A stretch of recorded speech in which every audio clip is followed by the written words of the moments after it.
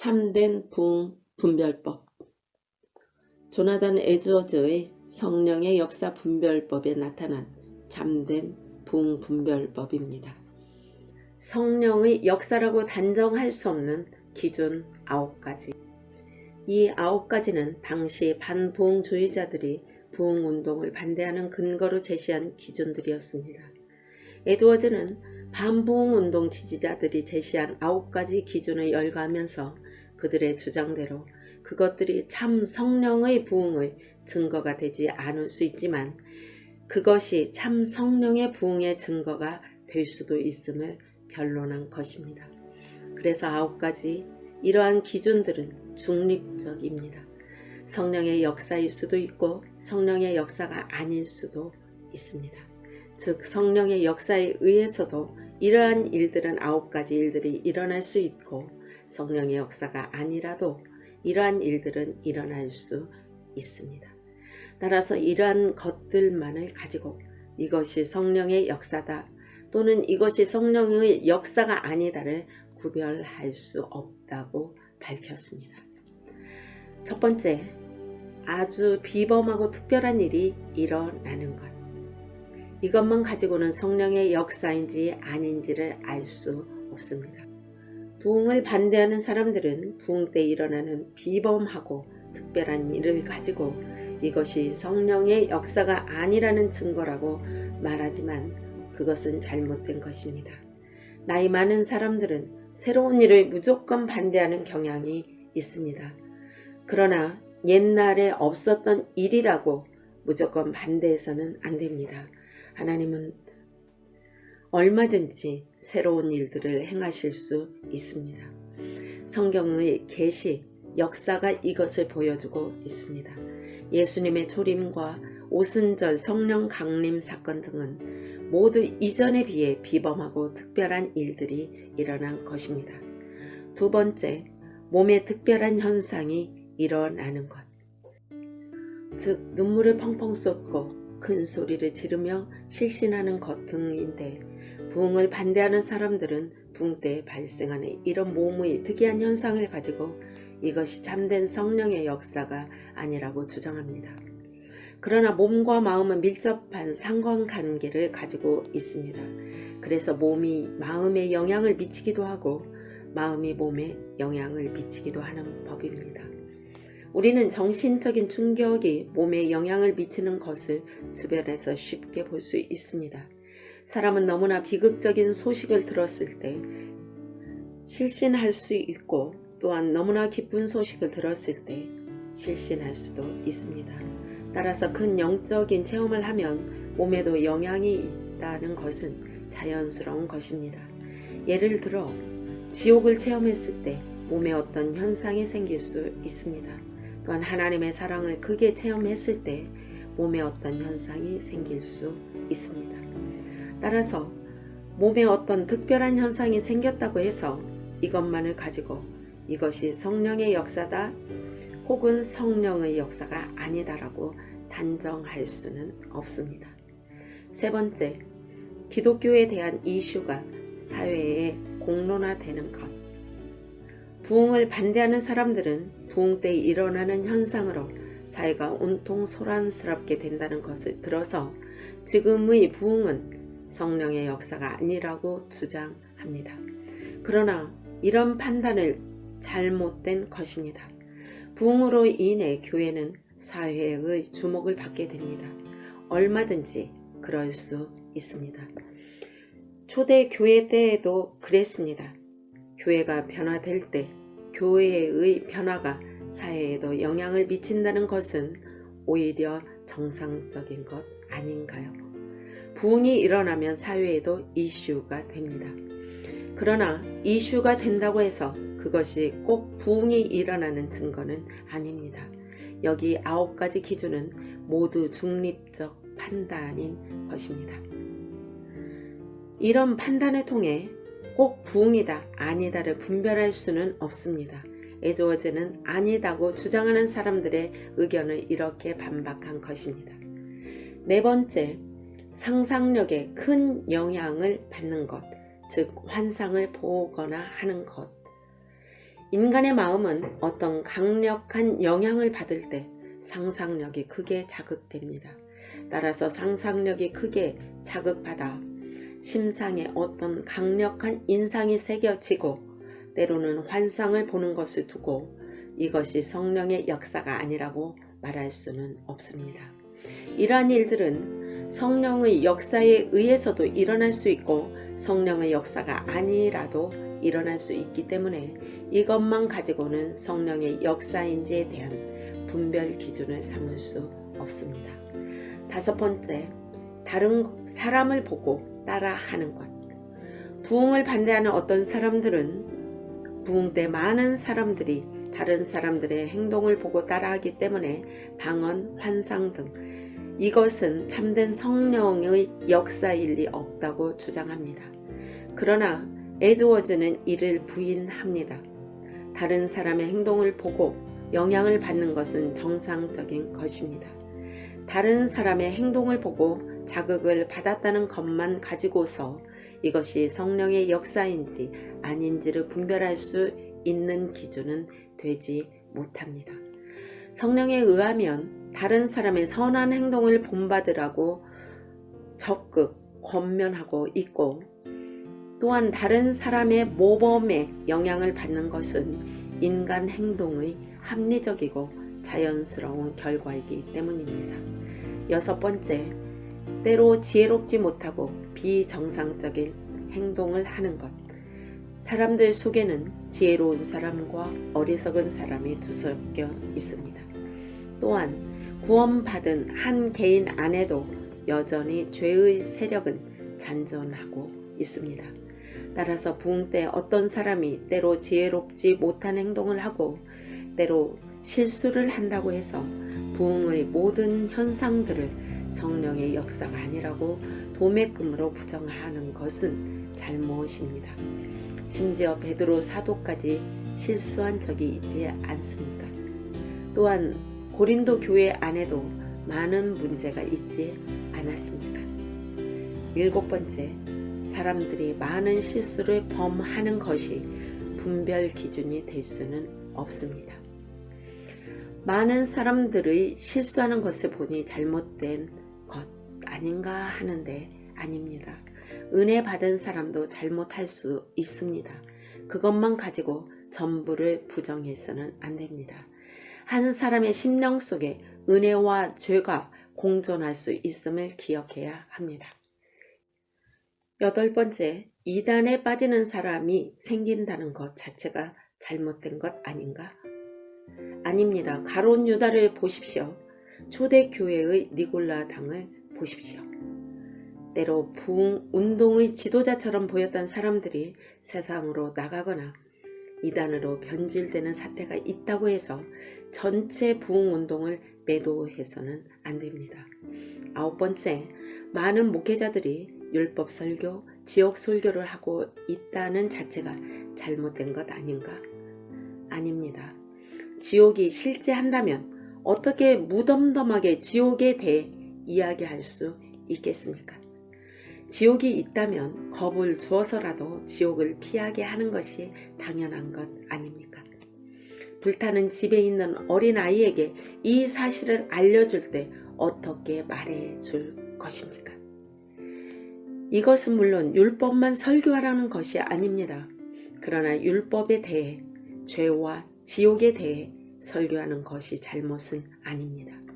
이상 9가지의 에드워즈의 중립적 증거는 부흥 반대주의자와 부흥 열광주의자의 양극단에 대한 효과적 방어책이었습니다. 당시 열광주의자들은 위의 이러한 현상들이 나타나면 무조건 성령의 역사라고 주장했습니다. 그리고 이런 현상들이 나타날 것을 인위적으로 촉구했습니다. 이에 대해 주로 지성적인 사람들은 그런 부흥운동을 반대하고 나섰던 것입니다. 그러자 에드워즈는 위의 9가지 기준들은 꼭 부흥운동의 증거라고 말할 수는 없지만 동시에 꼭 부흥운동의 증거가 아니다라고 말할 수도 없다며 중립적 입장을 취했습니다. 성령의 역사를 분별할 수 있는 긍정적인 증거들 혹은 5가지 바른 분별 기준. 그렇다면 성령의 역사를 분별할 수 있는 바른 기준은 무엇인가? 예주어즈는 요한일서 4장에서 발견한 성령을 분별할 수 있는 중요한 기준 5가지를 제시합니다. 이것은 성령의 역사에 반드시 동반되는 일입니다. 사단은 부정적인 혹은 중립적인 9가지 증거들은 일으킬 수 있지만 긍정적인 5가지 증거들은 만들어낼 수 없습니다. 이러한 5가지 긍정적인 증거들은 오직 성령님만이 만들어낼 수 있는 일입니다. 첫 번째, 성령은 무엇보다 예수님을 높인다. 성령은 예수님을 알려주러 오신 분입니다. 성령은 우리로 하여금 예수님에 대한 바른 신앙을 고백하게 하고 예수님을 사랑하며 예수님께 순종하게 만들어 줍니다. 따라서 성령 충만은 곧 예수님 충만입니다. 예수님 충만하지 않은 성령 충만은 잘못된 것입니다. 따라서 어떤 성령 운동이 일어날 때 어떤 외적인 현상이나 체험에만 몰두하고 예수님의 성품과 예수님의 사역이 강조되지 않을 때 우리는 조심해야 합니다. 성령의 역사는 반드시 예수님을 높이고 예수님을 사랑하는 것으로 열매를 맺기 마련입니다. 예수 충만입니다. 두 번째, 성령은 성경을 높여준다. 성령은 우리로 하여금 성경 말씀을 사랑하게 해줍니다. 성경 공부를 열심히 하게 만듭니다. 만일 성경을 무시하고 성경 말씀을 등한시하는 영이 있다면 그는 분명 성령과는 다른 영입니다. 성경 이외의 다른 어떤 수단이나 방법을 통해 하나님과 교제하려 만드는 각종 운동은 성령의 역사에 의한 것이 아닙니다. 대부분의 신비주의가 바로 이런 흐름을 형성하고 있습니다. 따라서 성령 충만은 반드시 말씀 충만임을 명심하십시오. 성령과 성경은 언제나 함께 갑니다. 세 번째, 성령은 우리로 하여금 성경의 진리, 즉 교리와 신학에 관심을 가지게 만든다. 성령은 진리의 영입니다. 성령은 성경 속에 나오는 진리를 통하여 우리를 거룩하게 만들어 갑니다. 만일 어떤 운동이 우리로 하여금 기독교의 기본 진리를 무시하게 만든다면 또한 기본적으로 교리와 신학에 대한 거부감을 조장시킨다면 그것은 성령의 역사로 보기 힘들 것입니다. 교회사에서 성령의 역사가 가장 활발하게 움직였던 종교개혁 시기와 부흥 시기에는 성경의 주요 진리, 기독교의 중요 진리에 대한 강렬한 관심과 신앙 고백도 함께 했다는 사실을 기억하십시오. 따라서 성령 충만은 곧 진리 충만이요, 교리 충만이요, 신학 충만이라 해도 틀리지 않습니다. 네 번째, 성령은 우리로 하여금 죄에 대한 각성과 회개로 이끈다. 그리고 거룩함을 추구하도록 한다. 성령은 우리가 깨달은 진리, 성경, 예수님을 통하여 결국 우리로 하여금 예수님을 닮도록 합니다. 하나님을 닮도록 합니다. 성령은 성결의 영이기도 합니다. 만일 어떤 운동이나 현상이 우리로 하여금 더욱 죄에 대한 각성과 회개를 불러일으키고 더욱 성결하도록 한다면 그것은 분명 성령의 역사입니다. 이런 의미에서 성령 충만은 곧 회개 충만, 거룩 충만이라 할 수 있습니다. 다섯 번째, 성령은 우리로 하여금 하나님을 사랑하고 또한 이웃을 사랑하게 만든다. 예수님을 사랑하면 반드시 하나님을 사랑하고 사람을 사랑하게 되어 있습니다. 성경의 핵심이 바로 하나님 사랑과 이웃 사랑이기 때문입니다. 진리에 대한 깊은 이해는 사랑의 열매로 나타나야 합니다. 거룩의 가장 중요한 내용이 바로 하나님 사랑과 이웃 사랑입니다. 따라서 성령의 역사는 반드시 사랑의 역사로 이루어집니다. 성령 충만은 곧 사랑 충만입니다. 참된 성령의 역사는 반드시 이러한 요소들이 모두 함께 결합되어 있습니다. 만일 이러한 것들 가운데 특정한 어떤 것만을 주장하고 다른 요소들을 무시한다면 그것은 성령의 역사가 아닙니다. 예를 들어 성령의 역사인 사랑 충만만 하더라도 하나님에 대한 사랑과 이웃에 대한 사랑 모두를 가지게 하는 것은 성령의 역사가 분명합니다. 그러나 하나님만 사랑한다고 하고 인간에 대한 사랑은 관심 없는 종교 중독자는 잘못된 것입니다. 또한 인간만 사랑한다고 하고 하나님 사랑 없는 인본주의도 성령의 역사는 아닙니다. 그러므로 성령의 역사는 필수 요소들이 모두 있도록 우리를 인도하십니다.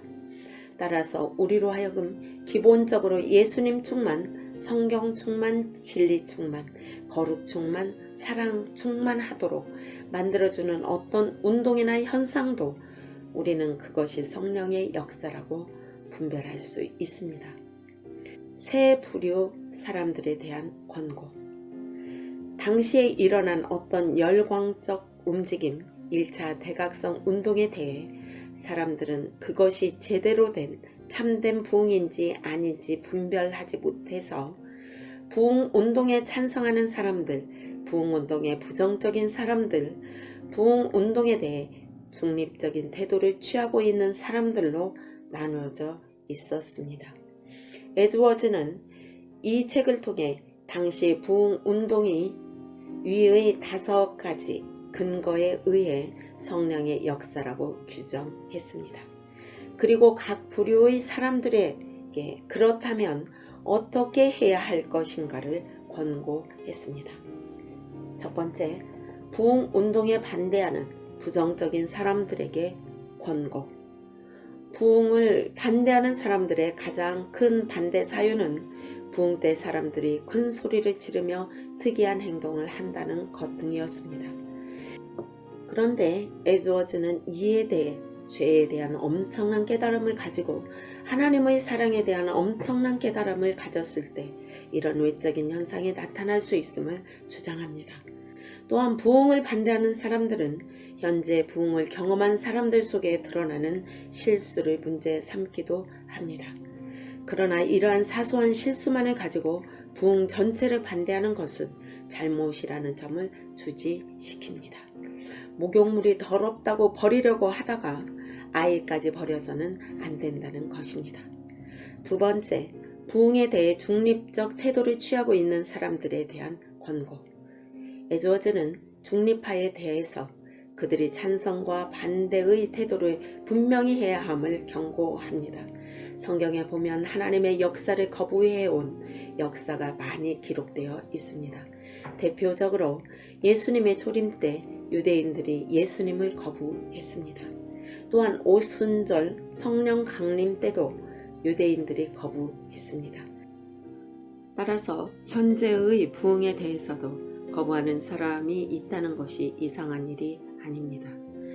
그러나 현재 침묵하고 있는 것도 곧 반대한다는 것을 의미합니다. 현재 신중해야 한다고 주장하는 사람들은 시간이 갈수록 더욱 걸림돌, 부정적 측면만 보고 듣게 될 것입니다. 사실은 신중하게 처신해야 한다고 말하면서도 이것에 대해 부지런히 조사하지는 않고 있습니다. 이렇게 중립을 표방한 것은 사실상의 거부나 마찬가지다라고 주장했습니다. 부흥에 대해 찬성하고 있는 사람들에 대한 권고. 에드워즈는 부흥이 하나님의 역사라고 찬성하고 있는 사람들에 대해 현재의 부흥의 불길이 꺼지지 않도록 하려면 어떻게 해야 하는가를 권고합니다. 부흥이 지속되기 위해서는 무엇보다 먼저 일반적으로 교만해서는 안 됩니다. 그리고 특별히 3가지를 조심해야 합니다. 첫 번째, 내적 충동이나 직통 계시나 예언에 집착하면 안 된다는 점입니다. 이를 위해 은혜와 은사를 구분하는 것이 필수적입니다. 은혜는 모든 성도들에게 주시는 것입니다. 그러나 은사는 불신자에게도 주어질 수 있습니다. 말하자면 은사를 받고도 지옥에 떨어지는 사람이 있습니다. 하나님의 형상을 이루어가게 하는 것은 바로 은혜입니다. 은사는 은혜를 이루기 위한 목적으로 의도된 것입니다. 성령의 은혜의 역사를 이루지 못한다면 은사는 무익합니다. 은사에 너무 집착하면 안 됩니다. 은사는 도구이지 목적이 아닙니다. 은사를 통해서 사랑과 은혜의 역사를 이루지 못하면 그 외적인 은사의 나타남만으로는 성령 충만의 증거는 되지 못한다는 것입니다. 외적 은사의 나타남은 반드시 내적 인격의 열매와 동시에 나타나야 합니다. 외적 은사에만 집착하는 성령 운동은 시일이 지나면 반드시 실패합니다. 두 번째 조심해야 할 점은 공부를 게을리해서는 안 된다는 점입니다. 목사들이 공부를 열심히 해야 합니다. 하나님의 은혜만 받으면 되었지, 공부할 필요가 어디 있는가 라고 말하는 사람들의 논리는 아이들에게 공부시킬 필요가 어디 있는가 라는 주장과 같습니다. 4살짜리 아이와 30살짜리 교육을 잘 받은 성인이 동일한 은혜를 받았다고 가정해 봅시다. 어느 사람이 하나님의 교회 사역에 더 유용한 사람이 되겠습니까? 두말할 필요도 없이 교육받은 성인입니다. 공부와 교육이란 그런 것입니다. 공부를 많이 한 사람일수록 선한 일에도 악한 일에도 크게 사용됩니다. 공부를 많이 한 목사와 공부를 거의 하지 않은 목사가 동일한 은혜를 받았다고 가정해 봅시다. 어느 사람이 성도를 가르치고 세우는데 유용하게 쓰임 받겠습니까?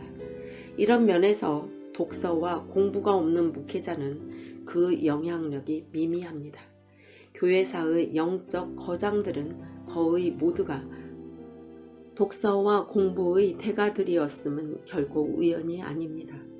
따라서 성령 충만하기만 하면 되지 공부는 왜 필요하냐고 생각하는 것은 가장 비신앙적인 행동입니다.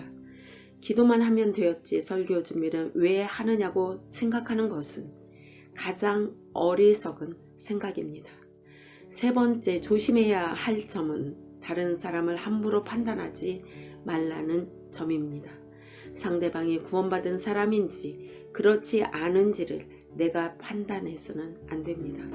이것은 최후의 심판 때 하나님만이 하시는 권한입니다. 은혜를 받았다고 자처하는 사람들은 또는 열심히 특심한 사람들은 자꾸 다른 사람의 회심 여부를 손쉽게 판단하려고 하는 경향이 있습니다.